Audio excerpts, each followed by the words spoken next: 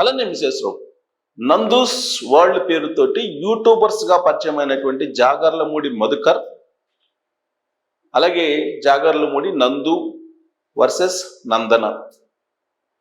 ఈ నందన పేరుతోటి నందూస్ వరల్డ్ను ఏర్పాటు చేశారు. పేద మధ్యతరగతి కుటుంబం నుంచి వచ్చినటువంటి ఫ్యామిలీ.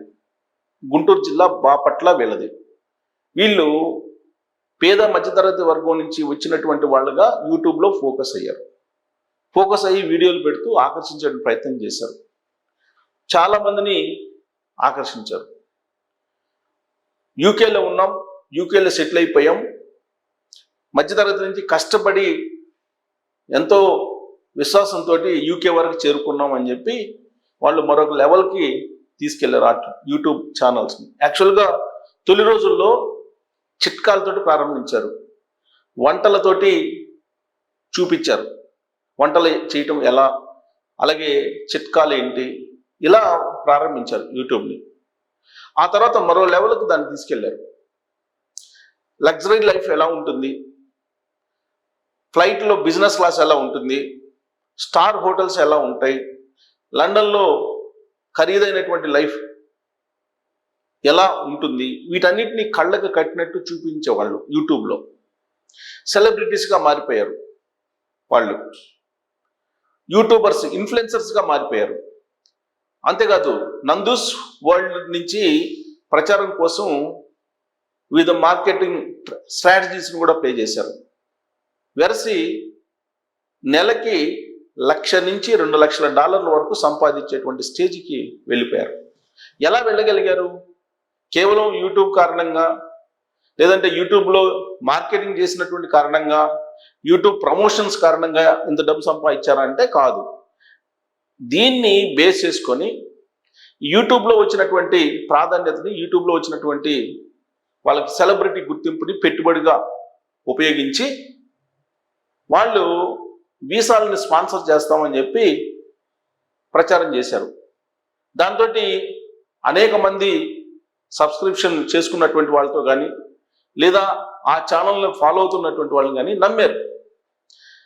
అక్కడ వీసాలు, యూకే వీసాలు ఇప్పిస్తామని చెప్పి వెళ్ళారు. ఆ యూకే వీసాలని ఇప్పించడానికి ఒక్కొక్కరి దగ్గర నుంచి 15 నుంచి 20 లక్షల రూపాయలు వసూలు చేశారు. అనేక మంది దగ్గర వసూలు చేశారు. వాళ్ళు సర్టిఫికెట్లు ఇవ్వలేదు.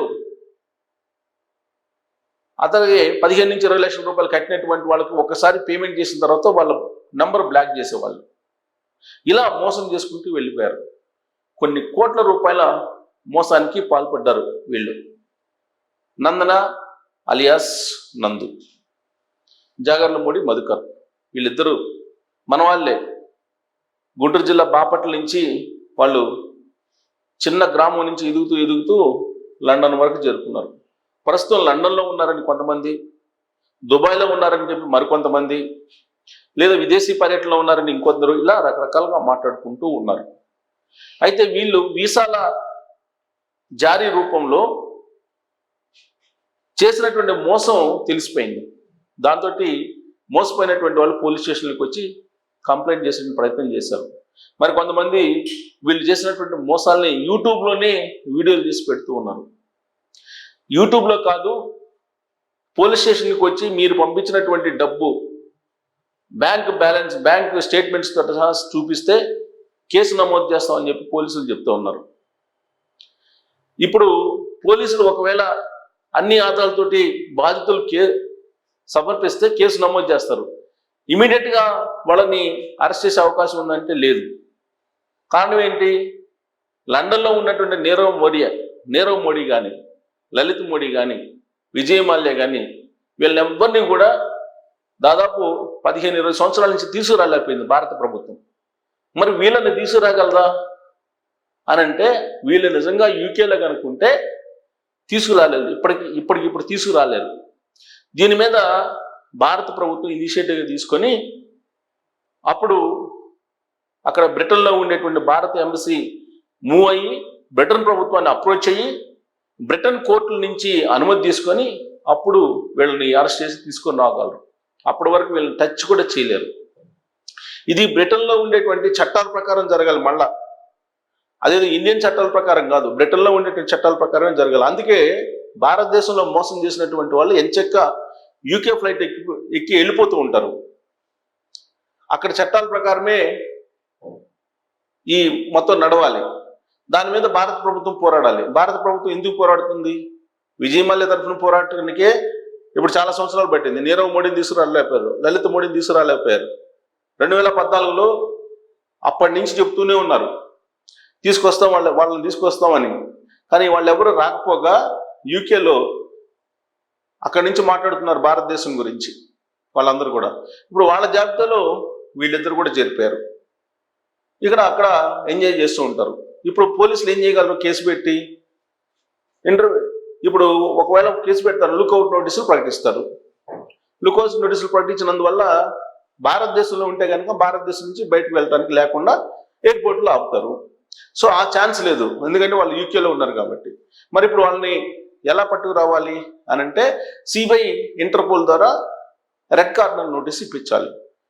ఆ రెడ్ కార్నర్ నోటీస్ ఇప్పిస్తే అప్పుడు ఆయా దేశాల్లో ఉండేటువంటి వాళ్ళు ఎయిర్పోర్ట్లో వీళ్ళని గుర్తుపడతారు. అది కూడా బ్రిటన్ చట్టం ప్రకారమే అక్కడి నుంచి పోలీసులు హ్యాండ్ ఓవర్ చేసుకోవాలి.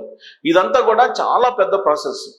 సో ఈ ప్రాసెస్ తోటి వాళ్ళని లండన్ నుంచి తీసుకొచ్చేటువంటి ఈజీ అంత ఉండదు. వాళ్ళు ఏదైనా పొరపాటున లండన్ నుంచి ఇండియా వస్తే అప్పుడు పోలీసులు ఐడెంటిఫై చేసి అరెస్ట్ చేయాల్సింది తప్పితే లండన్ వెళ్ళి భారత పోలీసులు తీసుకొచ్చేటువంటి పరిస్థితి ఇప్పటికిప్పుడు ఉండకపోవచ్చు.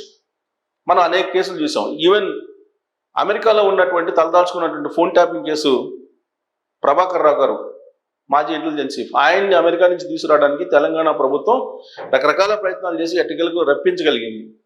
కానీ ఈ కేసులో మరి వీళ్ళని ఇనిషియేటివ్ తీసుకుని భారత ప్రభుత్వం స్వదేశానికి తీసుకొస్తుందానంటే బాధితులేమో అనేక మంది ఉన్నారు, మోసపోయారు, కొన్ని లక్షల రూపాయలు మోసపోయారు.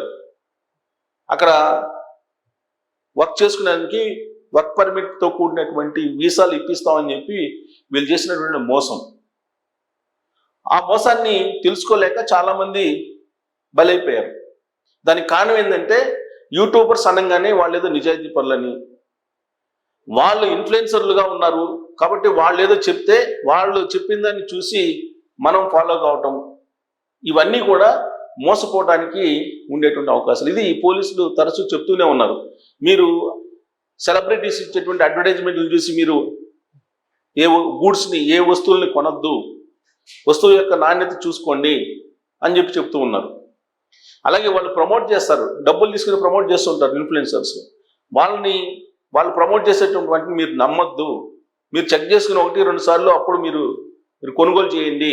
అలాగే వీళ్ళు వ్యాపారం చేస్తుంటే కనుక ఆ వ్యాపారంలో అసలు ఏం జరుగుతుందని తెలుసుకున్న తర్వాతనే పెట్టుబడులు పెట్టిన అనేక సందర్భాల్లో పోలీసులు చెప్తూ ఉన్నారు. కానీ సెలబ్రిటీలు కానీ ఇలాంటి యూట్యూబ్ ఇన్ఫ్లుయెన్సర్స్ని కానీ చూసిన తర్వాత వీళ్ళు సంపాదించారు కదా, మధ్యతరగతి కుటుంబం నుంచి వెళ్ళి లండన్లో స్థిరపడ్డాడు కేవలం యూట్యూబ్ కారణంగా, యూట్యూబ్ రెవెన్యూ కారణంగా అని చెప్పి చాలామంది భ్రమిస్తూ ఉంటారు. ఇప్పుడు నా అన్వేష్ ఆయన కూడా అంతే, ఆయన కూడా నాకు నెలకి $1 వస్తున్నాయి యూట్యూబ్లో అని చెప్పి చెప్తూ ఉంటారు. ఆయన ఇన్ఫ్లుయెన్సరు, ఆయన ఏం చెప్తే అది ఇన్ఫ్లుయెన్స్ అయిపోతారని చెప్పి అనుకుంటూ ఉంటారు. అలాగే వీళ్ళు కూడా అలానే ఫస్ట్లో నందు వరల్డ్ అని పెట్టి జనాలకు పరిచయం అయ్యారు. పరిచయం అయ్యి మాకన్నా నిజాయితీ పరులు ఎవరు ఉండరు అనేటువంటి నమ్మకాన్ని కలిగించారు. నమ్మించి మోసం చేశారు. వీళ్ళు అనేక మందిని మోసం చేశారు. కొన్ని కోట్ల రూపాయలు మోసం చేసి లండన్లో ఇప్పుడు తలదాచుకున్నారు, లండన్లో ఉన్నారు. మరి వీళ్ళు నమ్మించి మోసం చేసినటువంటి వీళ్ళని మన పోలీసులు తీసుకొచ్చి బాధితులకి న్యాయం చేయగలరా అనే దాని మీద మీరు కామెంట్ చేయొచ్చు. Thank you.